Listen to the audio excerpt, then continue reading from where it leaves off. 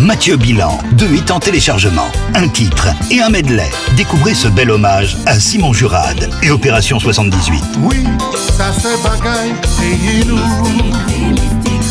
Oui, nous tous là nous connaissons ça. Découvrez aussi ce medley des Selecta de la Martinique. Écoutez ça maman. Mathieu Bilan, hommage à Simon Jurade et Selecta. 2 hits en téléchargement. Martinique Actualité. Visite en Martinique de Jean-François Carreco, le nouveau ministre délégué aux Outre-mer. Au programme rencontre avec des élus, le monde de l'économie et des représentants syndicaux. De nombreux sujets ont été abordés, tels que la vie chère ou encore le départ des enseignants titulaires qui doivent partir vers l'Hexagone. Écoutons ces quelques réactions recueillies suite à ces réunions par notre correspondant de ONews Martinique, Daniel Diaz. Nous avons reçu effectivement le Premier ministre qui a souhaité d'ailleurs nous voir. Pendant 2 ou 3 fois, il m'a appelé. Il est arrivé très tard parce que son avion a eu plus d'1h30 de retard, mais nous l'avons attendu et nous l'avons reçu à l'hôtel de l'Assemblée hier soir, effectivement, autour de 20h30, 21h. Et c'est une visite qui était très attendue parce que nous avions un certain nombre de choses précises à dire au ministre, puisque vous n'êtes pas sans savoir que la Martinique vit une situation explosive. Et il était clair qu'il fallait absolument que le ministre soit au courant de tous les problèmes auxquels nous faisons face ces temps-ci. Alors, il ne s'agit pas de parler de ces problèmes, mais il s'agit surtout de trouver des solutions pour satisfaire notre population qui est en souffrance. Alors, cette solution, elle se trouve évidemment au niveau de la vie chère. Et sur ça, il va falloir absolument que le ministre et l'État aide la population martiniquaise qui souffre déjà d'une augmentation des prix de plus de 40% ici. Mais ces temps derniers, les prix ont évolué encore secteur par secteur, ont évolué avec des taux d'inflation qui tournent entre 12 et 15%. Bon, le prix du gaz, le prix du gazole, le prix de l'essence, tout ça a augmenté et il est clair qu'il faut faire quelque chose pour freiner cette augmentation des prix et permettre aux populations les plus démunies de vivre décemment. Je rappelle simplement qu'il y a plus de 34 000 personnes vivant du RSA et qu'un Martiniquais sur 3 vit au-dessous du seuil de pauvreté. En plus, il y a tous les problèmes d'insécurité que nous connaissons, ajoutés à des problèmes encore plus cruciaux sur lesquels nous avons voulu absolument que le ministre mette le doigt et qu'il prenne une décision. Je veux parler en particulier des enseignants, des néo-titulaires qui doivent partir en métropole à l'Académie de Versailles. Et tout le monde sait que c'est un déchirement, c'est un drame humain et personnel pour simplement poursuivre sa carrière dans l'éducation nationale. Donc le ministre nous a dit qu'il va s'en occuper. Il nous a promis de s'en occuper.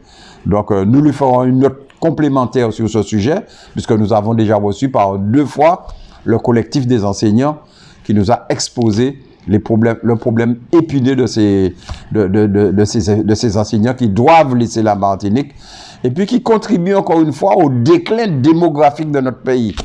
Il faut que ça s'arrête, il faut qu'une loi soit prise pour que dans le domaine de l'éducation nationale, ceux qui réussissent au concours restent dans leur département. Une première rencontre. Donc l'idée c'est de faire connaissance, de partager les problématiques du territoire, donc le diagnostic économique et social de la Martinique, et puis de se mettre d'accord sur une méthode de travail, se mettre d'accord sur des propositions, en tout cas faire des propositions qui seront à travailler sur les prochains mois. Donc voilà, une visite de prise de connaissance et puis de partage de problématiques. On a été force de proposition, comme la CPME Martinique et puis les CPME d'Outre-mer ont l'habitude de le faire, sur des sujets à court terme, parce qu'on a quand même le problème de l'inflation qui touche notre entreprise et puis toute la société martiniquaise. On a des sujets sur le moyen terme, sur l'apprentissage, sur l'inclusion et puis sur le long terme, sur un ancrage des politiques publiques au niveau du territoire et puis plus d'outre-mer dans les décisions nationales qui peuvent être prises au niveau national. Nous étions assez sensibles au fait que le ministre délégué aux Outre-mer ait organisé dans le mois de son installation une rencontre en Martinique et qu'il ait rencontré les acteurs économiques pour échanger avec nous sur nos difficultés et nos projets.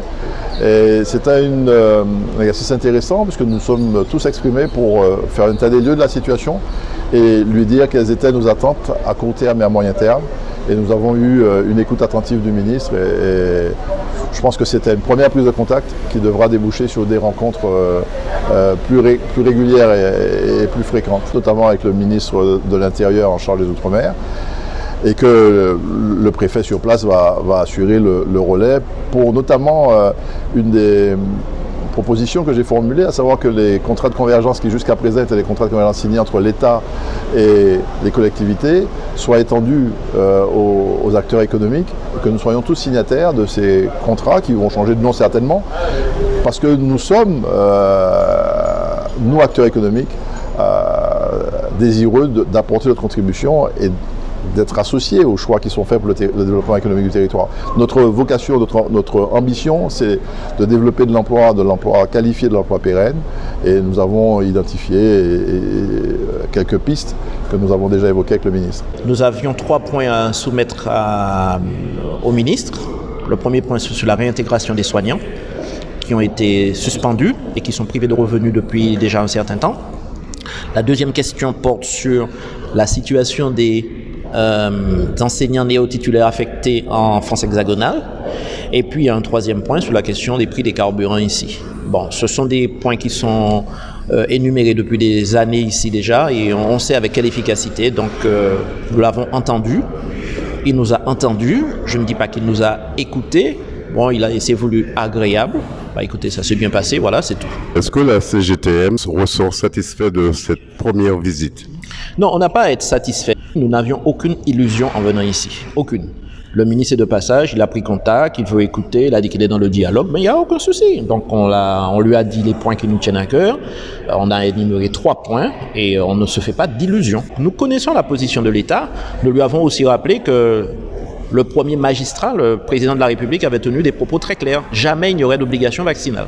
Donc nous savons ce que ça vaut la parole de l'État. Nous avions eu à cœur de lui demander plusieurs choses, notamment nos soignants qui sont suspendus, qu'ils soient réintégrés, parce que nous sommes sur une île insulaire et nous connaissons très bien combien le phénomène de la santé est important chez nous avec une population grandissante et qui vieillit. Et donc on a besoin de nos soignants et qui sont de vrais professionnels déjà, qui sont des experts et ça nous fait défaut. Alors nous voudrions que ces agents soient réintégrés. Sur la question de la vaccination, bien sûr, il nous a fait l'éloge de la vaccination et qu'il ne comprenait pas pourquoi on ne voulait pas se faire vacciner, parce que lui s'était vacciné déjà 3 fois. Alors, on lui a simplement rétorqué, vacciné ou non vacciné, on attrape la maladie et on la transmet aussi.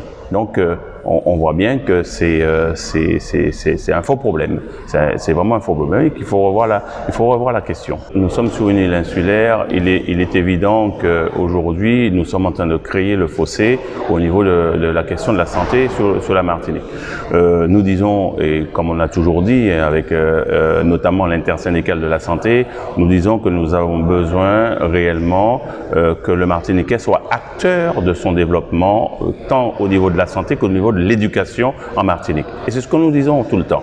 Voilà. Donc, bien sûr, on a du retard, mais c'est voulu. C'est voulu par qui? Eh bien, par nos autorités, ceux qui nous gouvernent. J'ai trouvé que c'était une bonne chose que le ministre nous reçoive personnellement.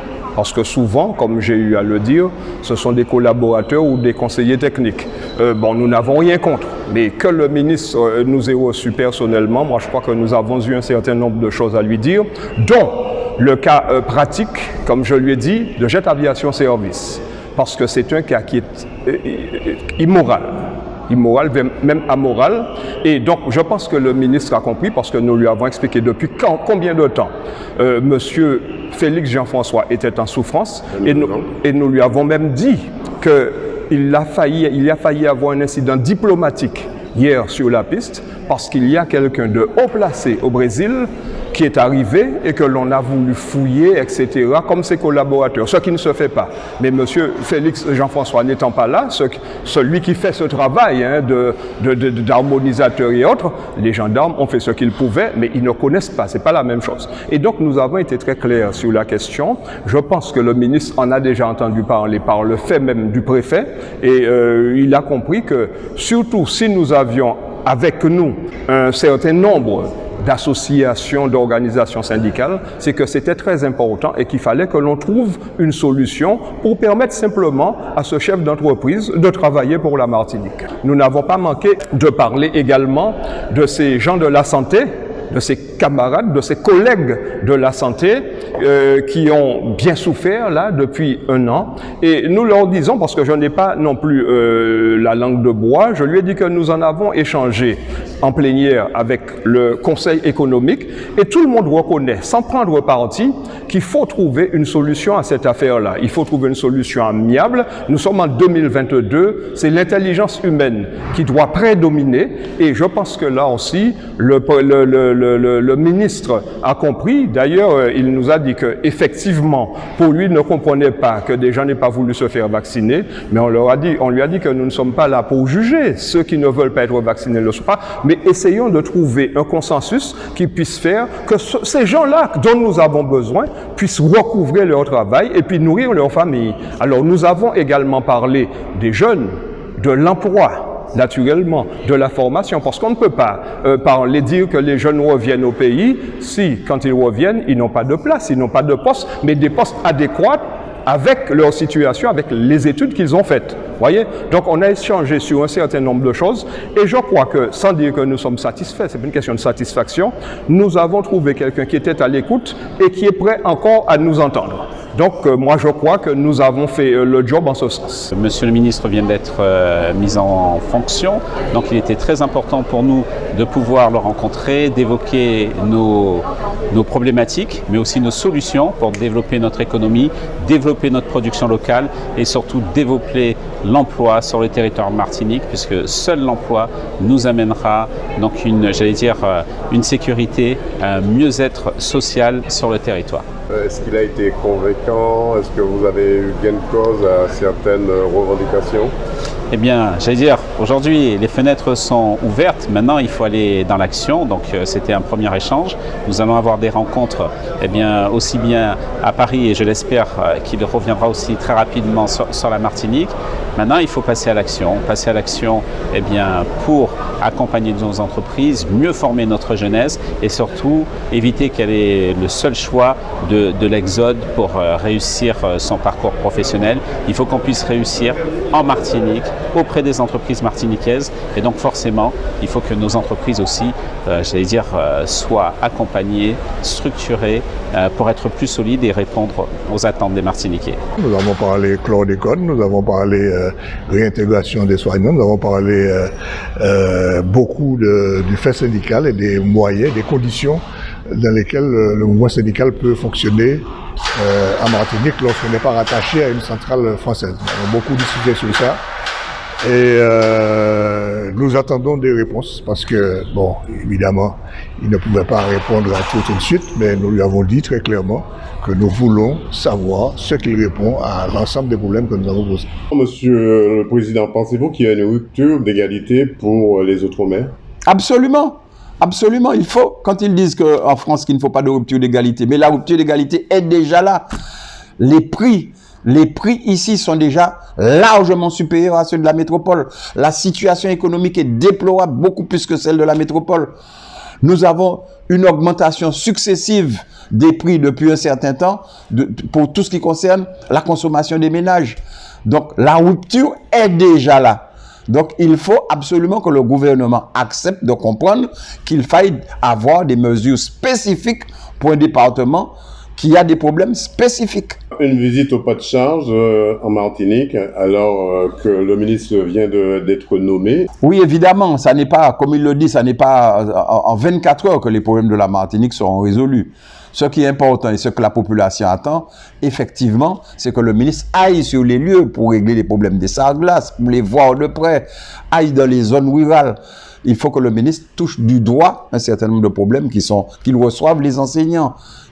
Il faut qu'il touche du bois les problèmes épineux qui aujourd'hui gangrènent notre pays. La violence, je sais qu'il a fait un tour avec la police dans les quartiers chauds. C'est déjà pas mal, mais ce que je retiens, c'est qu'il vient quand même, a priori, avec une très bonne intention, c'est de nous écouter et de travailler ensemble avec nous et de faire remonter nos revendications pour qu'elles nous reviennent sous forme de solutions ici, en particulier sous forme qu'il nous donne, qu'on puisse avoir les vrais leviers de développement de ce pays. C'est une bonne initiative de sa part d'avoir reçu les syndicats un par un. Absolument, il est nécessaire qu'il écoute tout le monde. Il est nécessaire qu'il écoute tout le monde. Alors, il nous a manifesté déjà un intérêt, puisqu'il est venu voir pour la première fois, parce que ça fait très longtemps que les autorités politiques de ce pays n'ont reçu personne.